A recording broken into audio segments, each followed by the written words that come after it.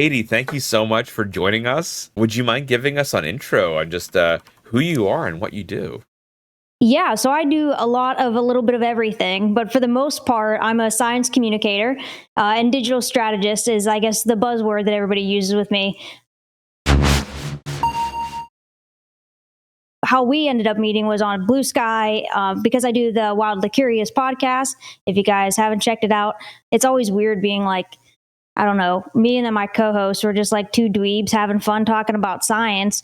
And we have like a worldwide audience. We're like, man, all these people like listen to us and they like us, but hey, we'll enjoy it. So yeah, I do the podcast. And like you mentioned a few times, I started in zoos. I work for a water utility now, run my own company, do the podcasting.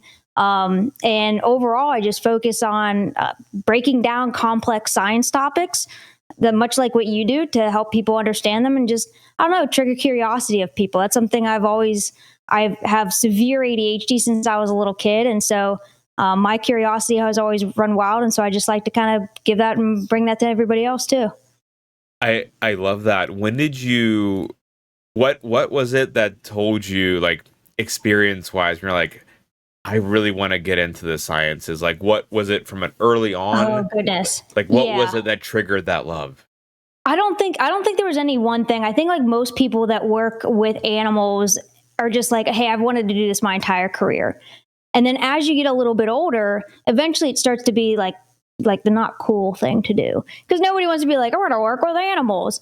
But I was always, a chatterbox, again, ADHD. And so when I started doing a lot of research, projects and just presentations and stuff, I had a pretty good knack for talking in public, and most people don't like that. So I was like, all right, cool, I'm good with that. Always have been. And so it was just, I don't know, grew up in Western Pennsylvania. I was always the kid that was outside playing with animals, catching snakes and stuff. I'm in Texas now. You wouldn't catch any kid down here grabbing snakes for no reason. But I was that northern kid that never hesitated catching frogs, salamanders, and everything. And so it just kind of blossomed from there. I at one point, I thought about being like a journalist. And so there's always kind of been like this mix of science and storytelling all mixed into one. That's really cool. What was, as a kid, your favorite animal? You know what? That's always a hard question because it always rotates. Or you can give me multiple. I had the same issue as a kid and as an adult, where I'm like, yes. It's too difficult. So I can give you kind of the morphing of the animals here. So again, I'm a millennial, so I definitely hit like a horse girl phase in the 90s. I mean, come on. And so, but as far as like other animals, I definitely went through like this big like harbor seal phase. Okay. Where I had like hundreds of harbor seal stuffed animals. Don't know why.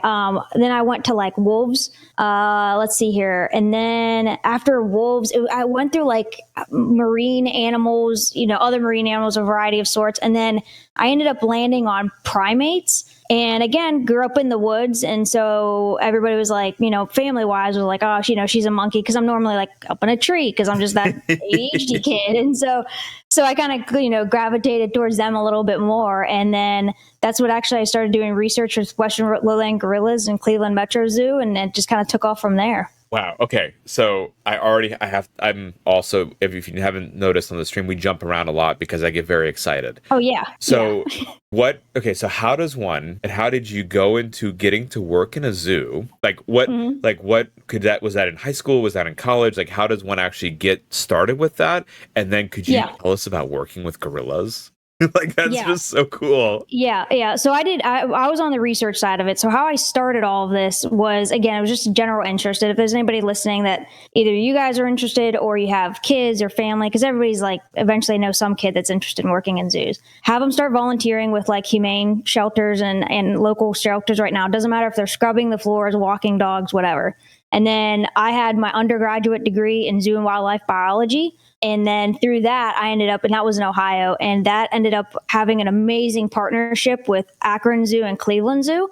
And that's whenever I started doing the gorilla research with, pretty much at least I consider her like the Diane Fossey of like today's world is Dr. Lucas. And she's phenomenal. And she's one of the best like gorilla researchers in the world today. So that And that so, degree, so is that something that you, I guess, so I didn't realize that like a degree was what you needed to be able to go into that, because a lot of the times like when we hear like with in zoos, like it's a lot of that volunteer driven component of it, mhm. and it's really cool to hear that there are specialized like degrees that you can get. I assume that's like certain schools are better than others, right, for the connection to it. How did you end Yes up and no. I guess how did you end up choosing that major? Like, and like, did you have any struggles in order to in choosing that, or was it always really encouraging? Because like you kind of Oh mentioned, yeah, no, I struggled.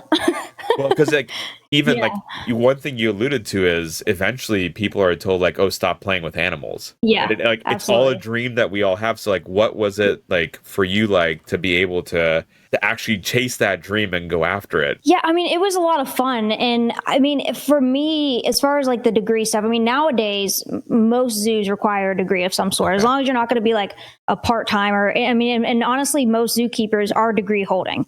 Most of them have a bachelor's of biology and something related, which is awesome and also sad because one, they don't get paid a lot because nobody is in the zoo field for the money. right. You're definitely it's definitely a passion field for sure, but there's so much knowledge that these keepers have, and the pay is horrible. So it's definitely not like a fair trade off. But some of the keepers that I've run into are some of the most intelligent individuals that I've ever met. And I ended up not going into the keeper route because once I started doing the research, and yes, you have like most animal people are animal people. They are not people. And so in walks ADHD Katy, and I have no problems talking in front of crowds because I could just turn that. I just have never had that fear. That side of my brain just doesn't exist, I guess. It just has never bothered me. And so whenever I started doing the research and stuff, I had the opportunity to do like go the more traditional, like be a zookeeper and stuff. But whenever I was on the research side of things, and I started doing some presentations, I jokingly like to say I got stuck because once you become pretty good at something, then that kind of just propels you for the rest of your life. And that's what happened. Like once I started going into conservation education and going around and talking and presenting, then I was like, all right, this is actually a lot of fun because I still get to take care of the animals. And I bounced from primates and gorillas and things very quickly into birds of prey just because of the conservation education, because those are primarily the animals that you can take out about to schools and everything. And so I very quickly took that path and ended up doing all kinds of programs with birds and stuff. So it was a lot of fun. Anything from peregrine falcons, little screech owls, all the way up to bald eagles and Moluccan cockatoos, all kinds of things. Really cool, and a huge jump between primates to the birds, I would It imagine. is. It is. What's the process like for if once you've gotten this, you've gotten the degree and now you're looking for a lab to work in? Is that analogous to like identifying zoos based on that are doing research based on an animal that you're interested in, or how does that process entail? For me at the time, it's all networking. It's all who you know. And zoos is once you're in it, then for the most part, everybody, or you at least know the who's who's. And so once you start to have those connections, and so again, I kind of lucked out. The school that I chose, well, I did my research into it. The school I chose, Malone University, they don't have as strong as a zoo and wildlife biology program as they once did. My professor has since moved universities, but whenever I was there, like I said, we had a really strong partnership with Cleveland Zoo. And so that kind of just like took off, and I started going to conferences, and that just started networking. And then whenever I got married, my ex-husband, he was Air Force. And so we kind of, jumped around. So I don't want to say I kind of had a choice on where I went because we didn't have a choice. Yeah. But at the same time, it was like, thankfully everywhere we went, I ended up being near a zoo. And so I was able to, be close enough to something that I could apply. I did a short stint when I moved from up north down to south here, down to Arkansas was the first one we were at down here. I took a short stint with Arkansas Game and Fish. No offense to any Arkansans here, but like I lasted a few weeks, and when I showed up my day one on the job, this big dude in overalls named Bo came up, and he's like, I'm going to be here to show you, how to do the job. And I'm like, oh, what did I get myself into? And so I lasted there like literally like 2-3 weeks. And then I got a call from Little Rock Zoo. It was like, hey, we got an opening for an educator. I was like, I'll take it. Like I will do whatever I can to be there, and I will take it. Yeah. What did Bo show you to do? So that job would have really been cool, but I'm also 5'1", and we would, hook up a huge aquarium onto the back of a pickup truck and then drive it all around Arkansas and teach kids about local fish, which is really neat. That's really cool. No, it's really cool because it's like a 500-gallon like fish tank. Like it's a huge tank. And but I'm also 5'1", and so the trucks that we had to drive that were older, like didn't exactly have like power seating. So, and I'm a very good driver, but I was just like, man, I'm eventually going to hit something. Oh. Like I can't see. So whenever, I took then the Little Rock Zoo job and they're like, hey, how do you feel about driving larger vehicles? I'm like, okay, I just left that other job. I was like, what kind of vehicles are we talking about here? And they're like 15 passengers van. I'm like, I'm on it. That I can do. No problem. As long as I can see and everybody's safe, we're good. That's a really cool, it's like outreach program as well to like drive around like a tank on wheels. Cause like that's with fish in the back, mind you. Yeah. Like that's not, cause like I've heard about like in schools, animals visiting, like you have your ambassador animals, but I mean, it makes sense, ambassador fish, but like, that's so cool. And we would have to, and again, I wasn't there for very long, but we would have to, rotate the fish and everything. And so you would have the fish farm wherever they would, end up collecting fish and then taking them out to the lakes and things in Arkansas. And they were raising them there. And so you would have to go and like catch your fish in the morning and then like chuck it in the tank, and then that's what we would take out that day. So of course, like oddly enough, we had our favorite fish that I was like, this one's always very active, and like net it and then like throw it in the tank. And so it was definitely interesting and unique for sure. Oh, I get the favorite fish. I had a favorite ant. Right? Out of in a colony with 10,000 ants, there was one I could pick out because she had a black spot on the back of her head due to like during development injury, and she always came out, and I know she wasn't saying hello, but I like to pretend that she was saying hello. She was more angry that I was going in the nest, and she was the first line of defense. But I'm like, that's my friend ant right there, right? So gorilla research. What does that what does a research center at a zoo even look like for those of us that are used to like being in a molecular lab at a university where it's like a bench top? What is it like in a zoo laboratory, and how is it working with a gorilla? It was a lot of fun, and I will give you that. Like it was neat. Part of me wishes I would have stayed in that, but as you can imagine, that is such a niche like job line that it's just like good grief, and especially whenever you're so young and you need something that pays. But it was neat. It's a lot of observations. It's a lot of watching. What she was specializing was watching heart disease within male gorillas within zoo populations, because they do, zoos get a lot of, knock for being like animals in captivity and stuff. I will be the first one to tell you guys, at least at Little Rock Zoo for sure, we had male gorillas who like were so picky that if you didn't bring like their food to them on literally a silver platter with like what they wanted, they would like stay up in their hammock and they're like, no, thank you. If it was too hot outside, they're like, no, thank you. I'm not going out there. I'm going to stay in here at the AC. So in Cleveland, it was a lot of observational research, a lot of blood draws with like the vet staff to be able to check cholesterol levels and things like that. Because unfortunately, just like human males, cholesterol issues and things like that. And so within the population within zoos, they typically have high cholesterol. And so she's trying to monitor that and trying to help them. I mean, because it is a little bit higher within male populations within zoos and what we see out. And so just trying to fix that. Like, is it diet? Is it just exercise? It's obviously a combination of things, but how can we better, the population that we have in zoos? Because contrary to what most people think, we can't just, release all the animals back into the wild. That's just, we hear that all the time in zoos. And it's like, nope, you guys, like, they can't do that. Like these animals at this point, at least in any AZA accredited zoo, Association of Zoos and Aquarium, you go through all sorts of testing, and it's a whole big process every few years to be accredited. And any zoo like that is going to spoil the heck out of the animals. I mean, we have enrichment. It's no hands-on contact. Those animals would have no idea what to do if they were in the wild, like no clue. And so with that, with the gorilla stuff, again, it was neat because you do start to gain like their personalities and see like their different personality traits, who likes what.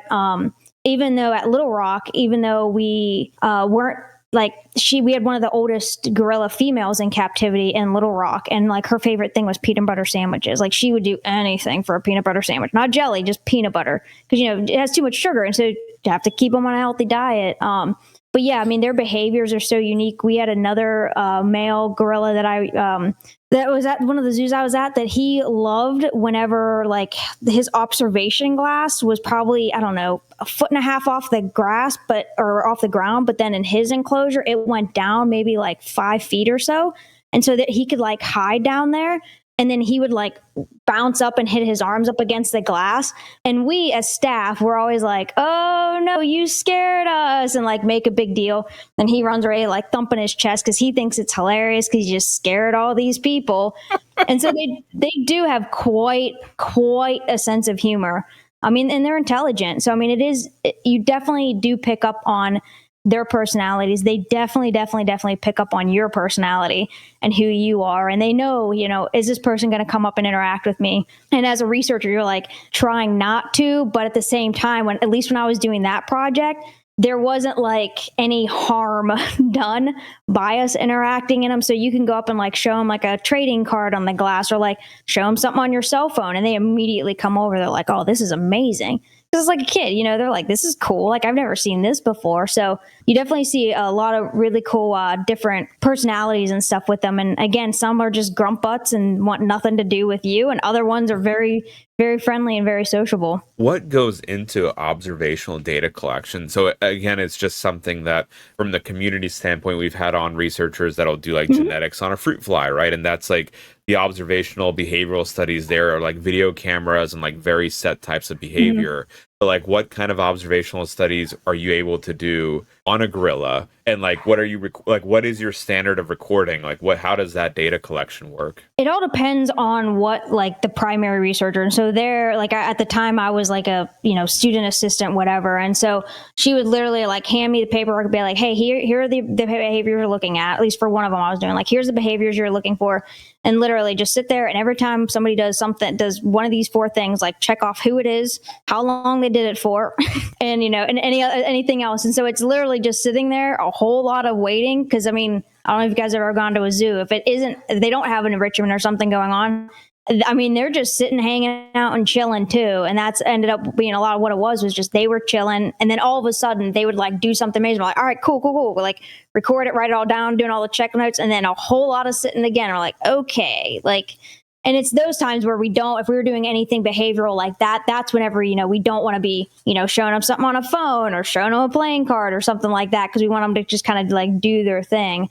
But again, if it was just like, hey, this one is just, came out from anesthesia, yesterday, it looks like he has like an upset belly. Can you kind of just watch him for a little bit? It's like, sure, I'll be a gorilla babysitter. Like, and again, they could have very well been like, we don't know what else to do with you because you're always here. Like, can you just go like watch that? And I would have been like, yeah, sure. Like, I'll go watch that gorilla. Like, it didn't bother me. So, but it was a lot of fun. Is the way that you standardize those kinds of experiments difficult? Because I can imagine that some of the behaviors could be a little subjective. Like, you watching a certain gorilla, like you can get used to their nuances. And so, like this guy is doing this behavior, even though it might not quite look like to someone who's not trained on that particular gorilla.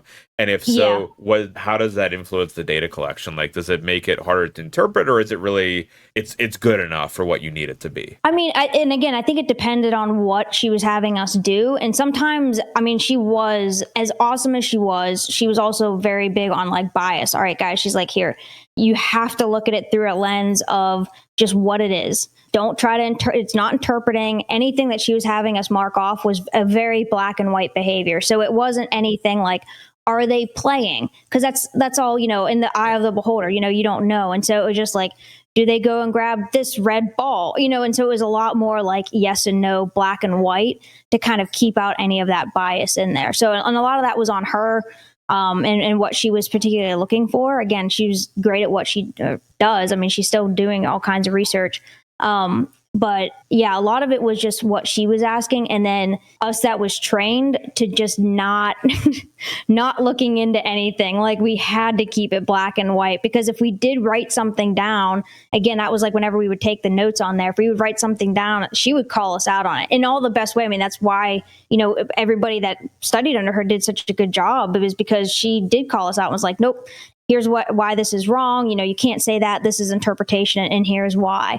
And so that definitely came in, in handy later on with that mindset, because then as I started going up through the ranks, I guess, for lack of a better term, within zoos, up into like manager positions and things like that, whenever you're looking, even birds of prey, and you have to make a tough call, like, do we have to euthanize this animal because of a quality of life issue?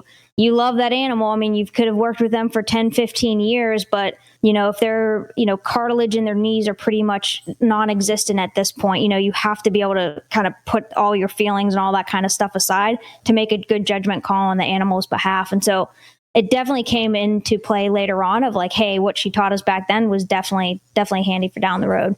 It sounds like it's really good science. Like you're taking it, like you're saying, you're taking away the bias. Because even in fruit fly research, like in the before you could do the automation, you'd be looking at a dish, at a fly, and seeing like, okay, is it fighting? And like you said, like the term fighting is as loaded as the term playing. It is. Right. Yeah. And so it's really cool that like that training that you got was like so regimented. And it's just like, yeah, you really are making the best of what you can in that scenario. And that's super, super cool. Yeah. One thing that you mentioned while we were talking about the gorillas was the accreditation that goes into the zoos, and like could you just for those maybe who aren't aware, what goes into that? Like why is this accrediting body important? And like and what does it go into it? There is so much that goes into it. And if you don't pass, I'll just say this right now, like if they don't pass, you're tabled. You get a second chance to like correct the things. And then if you don't, then your accreditation is yanked. So what most people don't know is that any AZA accredited zoo, the animals within their zoo, they don't own those animals. It's in the accreditation, so the AZA that owns them technically. And that's for breeding purposes, because they want to be able to move animals around, look at all the genetic pools. They have literally whole like breeding groups that just like for gorillas, for instance, that'll literally open up a book and say, here's all their genetics. We need to move this gorilla over here because she needs, have looking to breed to have a baby to increase the population, diversity. He needs to move from here over to there. And I mean, gorillas, any kind of ape is super complex because then you do have to sort of look at personalities and things. But if you lose that accreditation, your animals are gone. And so you're essentially out of business at that point. So what goes into that? Goodness. It's anything from cleaning to signage. Are your signage educational? Are your programs done effectively? Does every animal there have an enrichment program, even like reptiles and stuff? Like nowadays, that used to be a thing of the past that like you don't have to have enrichment for snakes. Not anymore. Like you have to have puzzle feeders and things like that, similar to what you would give a dog. Like there's different things you can do for reptiles and everything. So do you have enrichment? Do you have training plans for all your animals? And that's especially with any of the mammals, like we have to, again, it's all hands off because they're wild animals within a zoo, but like does a rhino present its hip for a blood draw? Does a gorilla present its shoulder for a shot? And so there's a lot of training and you need training plans for all that. Are the exhibits clean? Do all the systems work? Like we had like penguins was under my group whenever I was a program coordinator. And we had African black-footed penguins, jackass penguins, and part of that was like an ozone building. And it's like, do all the alarms work? Because if there's a leak, like you're in trouble. Like, do you have all your scuba equipment up to par? Are all your people that are cleaning the tank, are they all scuba certified? And so there's so much that goes into it. It's a huge process. And I went through the accreditation process. The biggest one I was from start to finish was with Little Rock.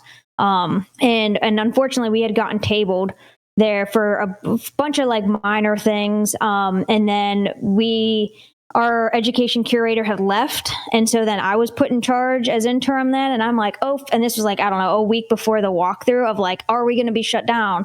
Is everybody going to kind of lose their job thing? And then they're like, you're in charge. I'm like, awesome. but I killed it. Again, it's a personality thing. For me anyway. And so it's a huge walkthrough, but I mean, we even went through, we replaced signage, we, updated signage, we wiped everything down. I mean, it has to be clean. It has to be spotless. Everything has to work. Like you can't have a wobbly step. And then these are things that, they come through, like I said, every few years It's every 4 years, but then, you start really honing in on making sure pretty much every 3 years. And it's just stuff that they keep you on your toes because you want to have a good facility. Because again, zoos used to be looked at as, just entertainment factors, and that's not the case anymore. There's a lot of research that goes on in zoos. So much fundraising for conservation efforts that come out and from zoos and things. And so AZA really does a fantastic job of making sure that everybody is keeping up to a high standard that we are. So one really cool part that you mentioned that I didn't even realize that was needed for these is the educational value and the signage. Like that seems like it's a really, really progressive part of, again, like you said, it's not just entertainment. Like that, could you go into a little bit like what is appropriate signage that you would need for, like, I have a zoo animal here. I just got him. Yes. I got a red river hog in here. It's one of our moderators' favorite animals. What do I need in terms of signage to have that exhibit accredited? Oh my goodness. All right. So there is actually a whole background of like exhibit science from the people and then also from the animal perspective. So depending on the animal perspective, there's going to be certain things. That's the keeper.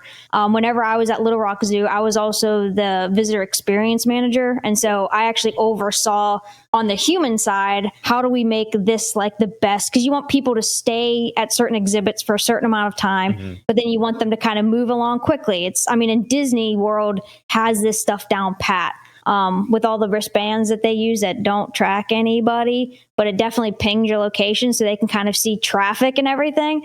And they have people moving throughout like areas. So if you kind of look at that as a different exhibit, you want people to be able to move through. And so you want people to be able to look at the signage, but you can't have them, lingering around. You can't have too much, verbiage on the signage or nobody's going to read it, but you can't have too little or else you're going to have, people with a ton of questions, which great. We love people who have questions, but you don't want to frustrate your customers either, And so there's definitely like a weights and balances there. And so for us, we had, when I first took over that position, I had to standardize like all the signage. And so it was like, updating any scientific names because those change out the wazoo all the time. And so it's making sure those are up to date. Making sure we have accurate pictures because again, there's some subspecies and then things change. You can have a subspecies and then all of a sudden they're like, nope, that's actually a whole other type of animal now. Or like, great. Or like giraffes, right? In zoos where all the subspecies were interbred. And then now it's like there's the 4 different, I imagine that would have been a really big headache. Yes, no, exactly. And so it's like making sure that all that stuff is accurate. And then just making sure that the level of information that's there is going to be interesting for anybody of any age. You want it to be a 4th-ish grade reading level, if not a little bit lower. So you want it to be interesting information, but it can't be boring, but it also can't be too complex. So it's just hitting a lot of those sweet spots. And then also, even as you're walking through zoos and you're going down through, you want to have like your signage all within eyesight. So it kind of draws people like down a path. And so there's a lot of sociology that goes on behind it too, understanding human behavior on how do I get them from this spot over here to having them have shade so they can have, a rest a little bit. And then, okay, here's a bathroom over here and let's draw them into this, bathroom area here. But then again, you're still a business because that's how you make, money to take care of all the animals. So we also have to make sure they swing by the gift shop and the restaurants and all that kind of stuff too. And so there's a lot of human behavior and science that goes on even at that level too. I love you dissecting this because like it all makes sense, but I've never thought about it. I'm like, whoa. Yeah. So like, next time I go to the zoo, I'm like, oh my God, I'm going to look for all this. And just because you mentioned it, what is the most popular item at a gift shop? Like what is, if you could stock it with like 1 or 2 items that are going to be big selling, what is that going to be? It honestly changes. It's definitely seasonal. It's definitely trends, just like kids. I'm trying to think at Little Rock, there were a few things that we had that were just like dumb, like gummy toys. Cause you also have to think too, even though you want people to hit that gift shop on the way out for the most part, there are still a lot of zoos that have gift shops within it. So anything you have there, you have to think of the animals because kids chucking stuff into exhibits and things. And so, so there has to be like a balance of like, okay, here's the stuff at the gift shops we have within the zoo itself. we have to realize that everything in here could be chucked into an exhibit.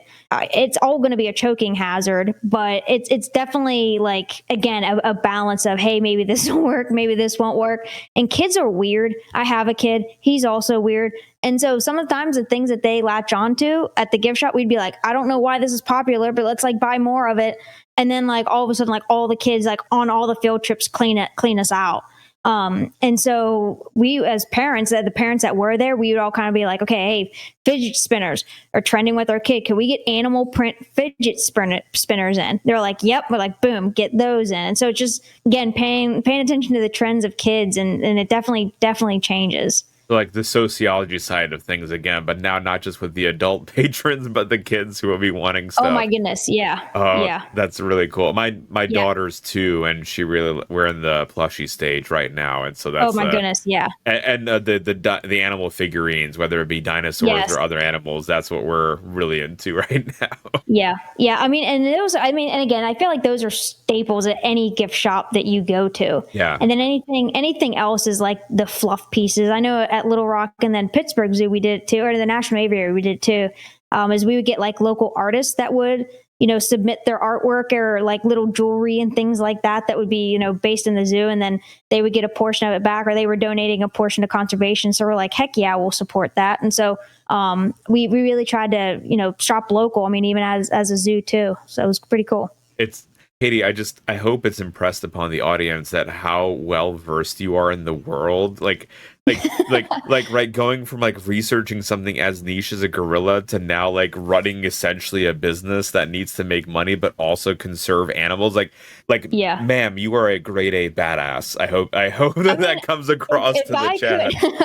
If I could, again, ADHD superpower. I mean, and that's what like I tell my son all the time. I'm like, pattern recognition is my jam.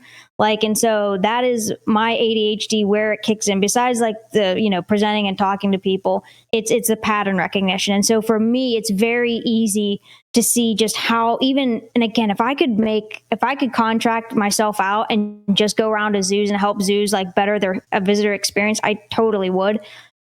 Because like I can literally look at a crowd, and the only way I can really compare it is like if you guys have ever been canoeing down a river, all right, or kayaking down a river, and how you read the river and how you can kind of tell like, okay, if we go over to the right, we're not going to bottom out in a canoe, or if we go to the left, we're probably going to hit some rapids, but there, there's a rip current, like the little rips that are under there that can pull you under. We're like, we got to avoid that. And so it's kind of, for me, it's kind of like the same thing, that I can look at a crowd and just have a gut reaction of something's not right there. Like, let's move it over here. Let's do this and do this. And so thankfully, because I moved up so quickly within zoos, I kind of had like my own little playground, especially at Little Rock, where I can kind of maneuver. And I had a lot of freedom there.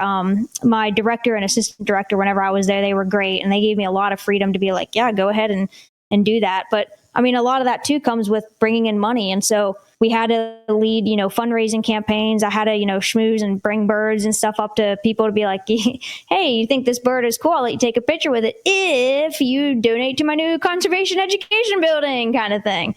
And so, yeah, there's just a huge variety of things. And so a lot of folks within zoos are definitely jack of all trades, because you have to be. Yeah. When you mentioned too that you were moving up the rungs of the ladder, like after working with the gorillas, what were some of the next steps that you took, and what were other animals that you researched? Like, I know you mentioned the birds of prey that I love to hear about, but like, what were other ones, and like, how does that moving up the rungs look like in the zoo world? Hard. And it is a lot of just taking opportunities as they come to you and just not hesitating to say like, yeah, sure. Like, I never thought about working with birds of prey until whenever let me think here. When I was in high school, I got a scholarship to go to South Africa to travel over there for like an ambassador program. And one of the guys who interviewed me was a big shot lawyer in Pittsburgh, and he knew the head of research at the aviary, the National Aviary in Pittsburgh. And so when he found out, a few years later that I was going to school for zoo and wildlife biology, he was like, "Hey, I know this other guy, Dr. Todd Katzner, and he's like, he does all this peregrine and he does research with golden eagles and all the cool things. It's like, do you want to meet up with him?" And I was like, sure. And so I met with him and his team. And then I started doing, helping with the research that was going on with peregrine falcons within Pittsburgh and the city of Pittsburgh. because they nest in the buildings and things. And I was like, this is so much cooler. And birds of prey too, especially in like a rehab setting and stuff, you can be hands-on with the animals. You do get to fly them and things like that. I mean, falconry is a sport. And so you can fly them, you can train. It's a lot more hands-on. Whereas gorillas, it was awesome. I loved it. I mean, that was like where like, and even now, like orangutans, gorillas, that's still like a, passion, one of my favorite animals. But being able to be a little bit more hands-on with the birds of prey and just like the power and the speed and all their flight, I was like, this is really cool.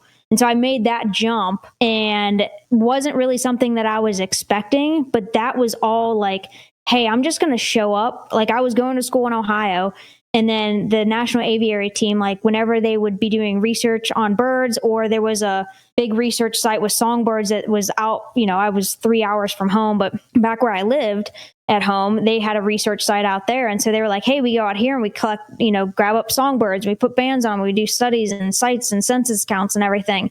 They're like, if you're ever out there, I'm like, yep, just call me, let me know. And so it's just a lot of like taking volunteer opportunities of once you start to get your foot in the door. If somebody says, hey, do you want to? It's just, yeah, I'm there. I'm going to help you. Like it doesn't matter what, I'll be there to help you. So it's a very big passion pursuit. That's not like you said, like the first thing you said was it's hard. And it sounds like it's one of those things that you have to be really, really committed to, and you have to really love it in order to be able to do that. Yeah, absolutely. Yeah, you definitely have to be stubborn. And I mean, I've seen, and I mean, like I'm not in zoos like anymore, and that was simply because pay. Like I have bills, and that was really what launched me off into the podcasting and everything, because I was like, my niche was truly science communication. I love doing all the hands-on stuff. I loved working with birds of prey and everything, but that was really my niche and what I was good at. And so whenever I had to step away from zoos just because of us, moving and everything, and again, financial, you don't make a whole lot of money, but it ended up being one of those things that it worked out. And so I still am very close with, everybody. If not, I think my network now is even bigger than what I had whenever I was within zoos, because now I travel as a keynote speaker, the podcast. I end up like opening up so many different doors that way. And my personal podcast, I produce a few others, but my personal podcast, the Wildly Curious one, that straight up started because a friend of mine and I, we went to college together. I brought her down to work with me at a zoo because I needed a lead educator, somebody I could trust, because we were getting ready for the accreditation process and everything. And I was like, dude, I need somebody down here to help me. And so I ended up bringing her down, and from working from there, and then we talked about how funny it would be. We should have a podcast where we're just kind of talking about all the insane things we hear and see in zoos, and like, because people just don't know. And it's just like funny stories and everything. We're like, we should do that. Okay, cool. And then we all ended up, parting ways and leaving and going to other zoos and things like that. And then it was maybe a couple years after I left the zoo world. She works at a nature center now. And I just called her one day. I was like, dude, I just miss talking to you, because we went to college together. Then, 6 years or so after, ended up, working together. We saw each other every day. I was like, dude, I just miss talking to you. So then we started doing the podcast over, mutual, hey, we're both science communicators, or always have been. Let's just do this podcast thing. And so that's how we kind of scratch that itch now. But again, I was just like, let's just do this and see where it goes. And 4 years later, here we are. And that's opened up way more doors than what I expected. Can you tell us a little bit about the podcast? Like, is it still focused on fun zoo stories, or how do you select a story that you think people will be interested in? So we just focus on anything. And so we say right now, it's a podcast that tells you everything you want to know about nature, and probably more than, or everything you need to know about nature, and probably more than you wanted to know. Sorry, that intro part's Laura's, not mine. I just say, and I'm Katy. And then I say what we're talking about that day. Laura has the tongue twister. But we pick a different theme for every week. So we have a season, which is 12 weeks long. And then we pick out what those 12 topics that we want to do for that season. We record them. We bring on the guests, whoever we want. And then most of them we do it blind. So we have a topic, and then we send our ideas of specific things. So let me think here. Like one we did recently, freshwater freaks. We did one on, animals we found in freshwater. And so I pick, 3 freshwater freaks that I want to talk about. Laura picks 3 that she wants to talk about. We send them to a mutual person between us, make sure that we don't overlap anything. And then once we get the thumbs up and the green light, then we that's whenever we record that episode.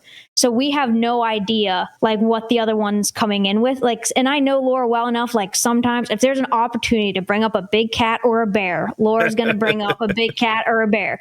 And so there's things that we just kind of know each other. So I typically don't talk or pick a big cat or a bear because I know chances are Laura's going to talk about it. But then we've done some other like funny episodes. Like we have this Could You series. So one of the things that was always talked about in zoos, I'm going to stress this right now, it's always hypothetical. But one thing we always said was like, do you think you could ride that animal? And that was constant. And it's like personality. Cause it's like, okay, yeah, I don't think I could ride a rhino, but like that rhino is basically a big dog. I could totally ride that rhino. And so that was kind of like a running joke. And so we have a whole episode on, just Laura and I picking the animals and what we think we could ride, why we think we could ride it. And then, but we talk about like the science and stuff. So yeah, it's like funny, but then we're also educating about like the animals, and that whole could you ended up being like, could you fight that? Which is still, I go back and I listen to that episode and I laugh so hard at the, could you fight that? Because I had other people that were around me that had listened to the podcast pick the animals that they think I should fight. And it ended up being like a coworker of mine who just wanted to see me get beat up by animals. And then like my son who thinks I'm basically super mom, who he's like, just throat chop a camel, mom. You could totally do it. I'm like, I can't throat chop a camel, man. So it just like escalated. When Laura had her baby, we did like a tribute to babies, but we did it ugly animal babies. And so we each picked like some of the world's like ugliest animal babies. And there's some one-liners in there that I can't listen to it without like tears in my eyes laughing. And that's kind of like the benefit of recording and doing something you love with a friend, somebody that we've known for years, is that our banter back and forth. It's just normally she says something that my brain just takes wildly inappropriate and I don't say anything. I just laugh. And then Laura already knows where I'm going and she just starts laughing. And then it's like off to the races from there, that we just like can't stop laughing about stuff. So we definitely have a lot of fun with it. I love that you can, like, you're making it accessible, right? Like something like, which animal that I could fight or which animal could ride, but really behind that is a whole bunch of science that you could go into, and it's like, it makes it approachable, it makes it accessible. What about doing the podcast for you is the most rewarding aspect of it? Like why science communication? What about it drives you? Absolutely. And it's just the curiosity aspect behind it. Cause I mean, I even see it with my own son, he's again, also ADHD, and he's in 3rd grade, and his science teacher, God bless her soul, but she's like, he asks so many questions. I'm like, yeah, I'm sorry, that's my fault. Like that's my doing. But in a school setting anymore nowadays, it's like, this is what you're taught. You need to learn this information, and that's it. And then again, you can't blame a kid whenever they come home. They don't want to learn, other random things because they've just done, a ton of learning. And so that's why I love, what I do, even working at the water utilities, the informal education side of things, within zoos, within the water utility, within anything. Because I get to be the fun one and make sure they're learning in a fun way. So yeah, we don't want it to be like textbooks. We don't want them to have to memorize it. We want them to feel like the learning is just fun and natural. So we definitely put a lot of work into it. Laura and I are both certified heritage interpreters. And so there's a lot of science that goes on behind each of our episodes that we do. Again, it's the human aspect of it, the behavior aspect of it, you don't want to fact spit. You don't want to, XYZ, Sam Ham is like one of the gods of modern day, natural heritage interpretation. And so there's a whole bunch of science that goes onto there. Is like, how do you make facts and things interesting for people to naturally remember so it doesn't feel like learning? And so it's definitely that. And I try to bring that out even with my own son, and being able to get that through to somebody over a podcast that we never have seen or met in person was definitely different for Laura and I, but also really, really fun. Yeah, I really connect with y'all on the question side of things. When I was in middle and elementary school, I had a class where they made the Balint rule because I asked too many derailing questions, and it was the rule. They was called me out. Like, here's the rule that you there is no off-topic question allowed anymore. And so it really wrecked me for asking questions for a long time, because like it really does. It's your curiosity is kind of driven down, and it's really cool that you have this like show and outlet where you can drive that curiosity. Yep. We had a question of what exactly is a heritage interpreter? Yeah, so it's anybody who is interpreting like a natural resource, or like, so think of it like your park rangers, things like that. It is starting to break into zoos a lot more, but it's anything that's like the heritage of the history of America, of the world around you, or anything. And so, like I said, there's a lot of science that went on behind it. If you guys, I mean, I have a plethora of books, but Freeman Tilden is one of the, or Tilden Freeman is one of the first ones that kind of started honing in on like, this is how, if we're going to teach people about national parks, this is probably what we should do to make it. I mean, in a way, you have to have that entertainment factor. Like, even though I said, yeah, zoos aren't entertaining, we as the humans need to be entertaining. You know, the animals aren't there for entertainment, but we can make everything that the human is going through, that needs to be entertaining. And so, because whenever you learn, you set things up in a way that just feels natural. And so, again, national parks, that's really, they're all pretty much certified interpreters. And so Laura is a certified, there's a few different levels. I just know I'm a heritage interpreter, and I know I'm like one of 120 in the US that are certified at that level. So it takes a little bit more work to be involved at that level, but it's worth it, because again, you get into the human psychology side of things too. Yeah, it makes you a more effective science communicator, it sounds. And intentional too. I mean, and making sure, and Laura, I mean, it's easy to go off on a tangent. It is, and it's fun, and it's relaxing for somebody that has ADHD to go down those rabbit holes, because like, sweet, dopamine. Yep. It's amazing. But was there an animal experience where you really connected with a particular animal? What was it and why? So I had a boyfriend in the form of a great horned owl at the last zoo I was at. So he was a rehab bird. So a lot of the birds of prey that we worked with were all rehabs. And so for some reason, they were taken to a rehab center for a broken wing, whatever. And then they were brought to the zoo if they couldn't be re-released. And they had a fairly good temperament.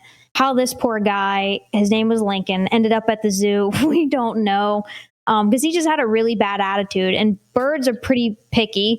They either like you or they hate you. And if you guys know anything about great horned owls, the strength in their talons and their feet is about the same as a lion's jaw. So it's strong.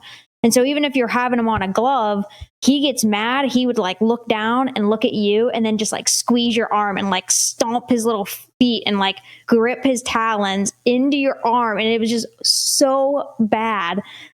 Which again is why it's like so important for proper training, because if one of those goes into your arm, it is not fun. I've seen it happen. Not fun at all. Definitely hurts. But so for whatever reason, birds, because again, it's a lot of them mate for life and things. Lincoln just hated everybody. And when I was starting to train with him and work with him, I'm like, man, this dude's pretty cool. Like, I think he's just like, yeah, he's kind of, bitter at everybody, but he doesn't seem too bad with me. And so like, I would go grab him for programs, and I started taking him out. Like if a school said, yeah, we want, something in, a bigger bird, I was like, I'll go grab Lincoln.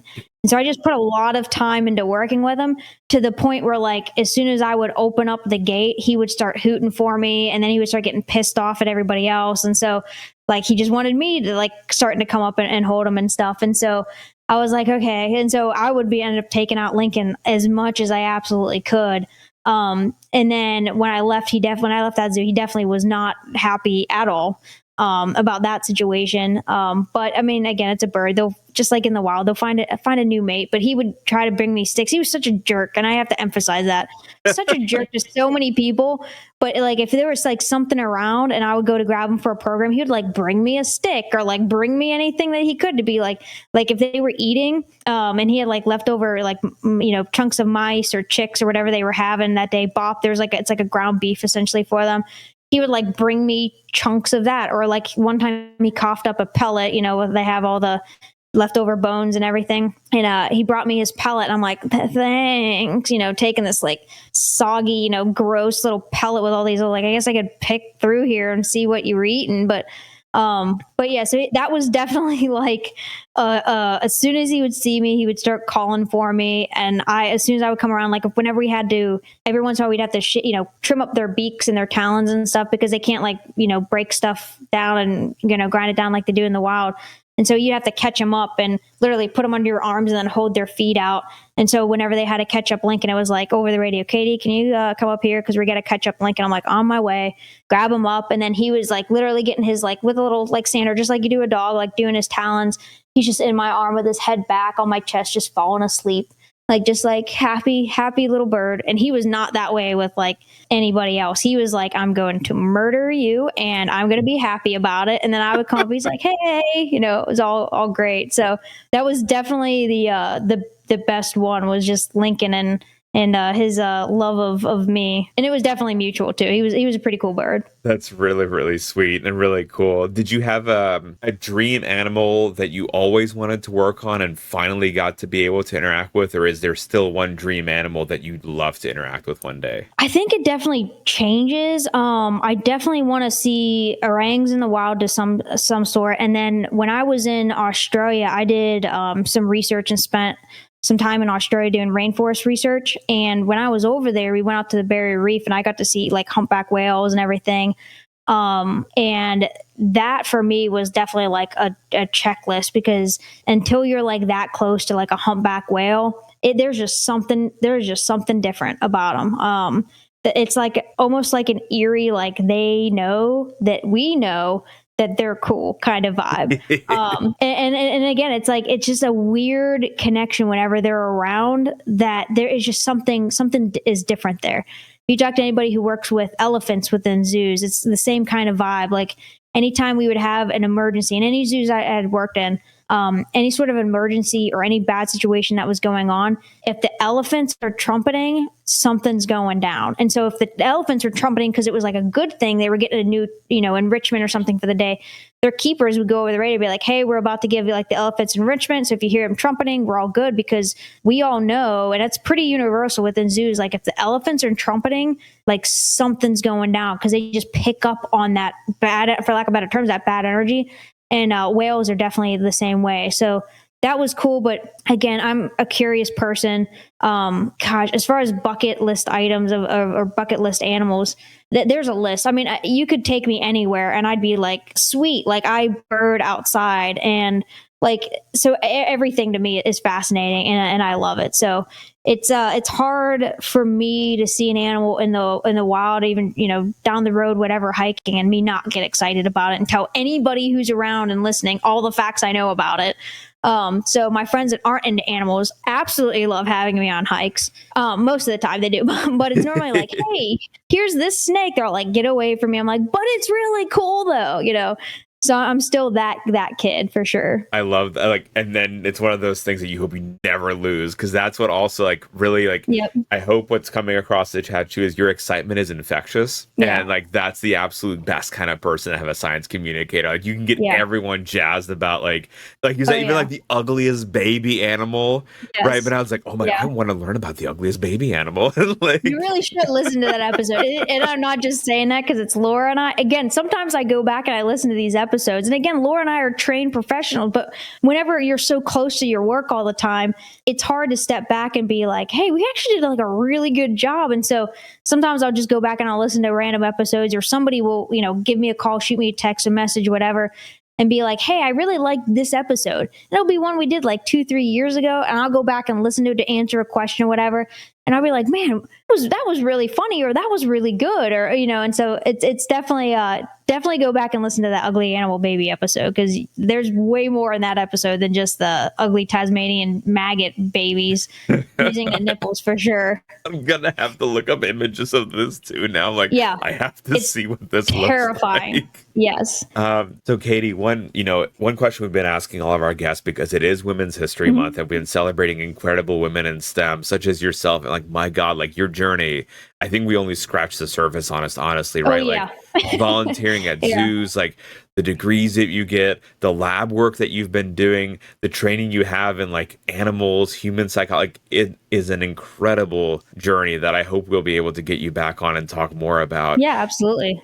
But one question we've been asking everyone is, what does it mean to you to be a woman in STEM and to be someone that women can look up to in the sciences? It's cool, and it's definitely a privilege. Like when I was going through, I've had a lot of amazing role models. First, let me start there. Like Dr. Lucas at Cleveland Zoo. She again, it's that balance of having, because I feel like oftentimes with the generations before me, they were a lot rougher around the edges because they truly had to fight to get to where they did.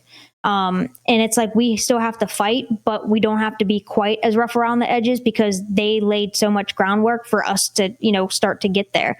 At least somewhat easier. We just kind of face a little bit of different challenges.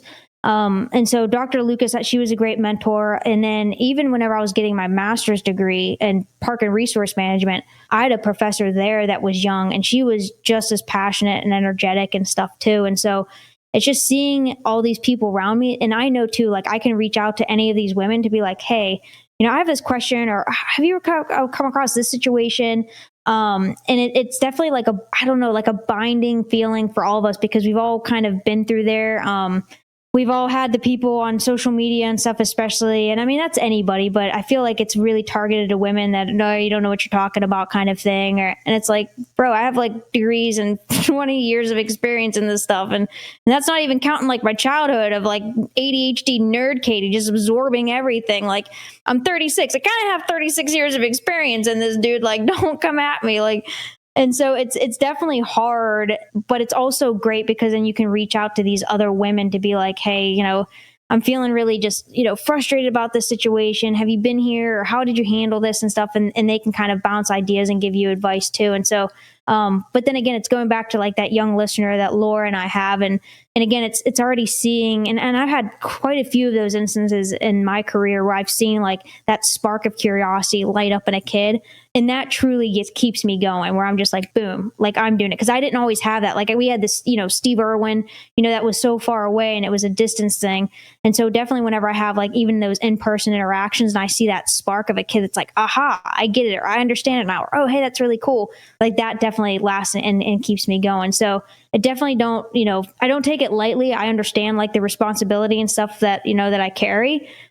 Because being a woman in science, but it's also, it's a great privilege, and it's really cool. And just being able to have fun and pass that curiosity and spark curiosity in kids. I mean, it's just, it's a lot of fun. And adults too, I feel like. Absolutely. Yeah. Like you said, like you've had the human psyche that you've had to learn everything from kids to adults. And honestly, I think on behalf of our whole community, thank you for doing what you do. Because it is critical in terms of like in conservation efforts and saving species and just saving the planet. Like people like you are the front lines that are going to make that difference. And I would want to go with no one else to battle but you. Like you have inspired us to like also like I'll pick up a sword next to her. That's fine. Let's go. Heck yes. Yes. So Katy, just any like from you, any parting words? We've put into the chat, and we'll put into any like recordings as well, like the YouTube page and the podcast link. But please let us know like what else that you would like to promote, anything you have upcoming. The floor is yours. Yeah, no, Laura and I have a lot of really cool stuff planned coming up. We're going to be we're at the end of season 11 right now, and we always take a break. It's not a break. We have like mini-sodes in that break, but it gives us a little bit of time to relax. And then we're going to be starting season 12 here in a few weeks coming up. So make sure you guys stay tuned and check out all of our pages and social media and stuff, because we have some surprises. We have a new theme song that I'm stoked about. But then we have some more guests and everything that are coming up that, again, it's just the people we get to talk to in this community through the podcasting gives us that platform. So make sure you guys just follow along with all that stuff. And again, reach out to us and talk to us. Laura and I try to, answer any comments, especially on YouTube. I'm constantly on there answering comments and things like that. So yeah, just interact with us, reach out to us. And again, if anybody ever has like, hey, you guys should talk about this, because it would be really cool. We constantly. Like my son the other day was like, "Hey, mom, you need to talk about this. Have you talked about this on the podcast yet?" I'm like, "No, dude, that's a great idea." And so we're going to put it in the next season. So anybody who has ideas or anything like that, always send them our way. I'll throw a pitch for fruit flies, leafcutter ants, and planarians between me and my wife. Heck yeah. No, heck yeah. We've talked about fruit flies, and briefly we mentioned it in space. We just did this past season. We did a cosmic critter like little mini series throughout the season. So we mentioned it a few times. We'll definitely have you guys on because we haven't talked about any of that. So yeah, there's been ants in space too. Like it's kind of wild when you start like moving them back and forth and figuring out not just behavior but chromosome structure, and there's just like mind-boggling stuff that happens. And then for those, we've linked it again in the chat, but the podcast is at Spotify, Apple, iTunes, everywhere that people can find it. Yeah, pretty much every place. And if you guys are looking for a really cool platform, I mean, we're not associated with them in any way, but if you guys have ever heard of Good Pods, it's a really cool podcast platform. It highlights indie podcasters a lot.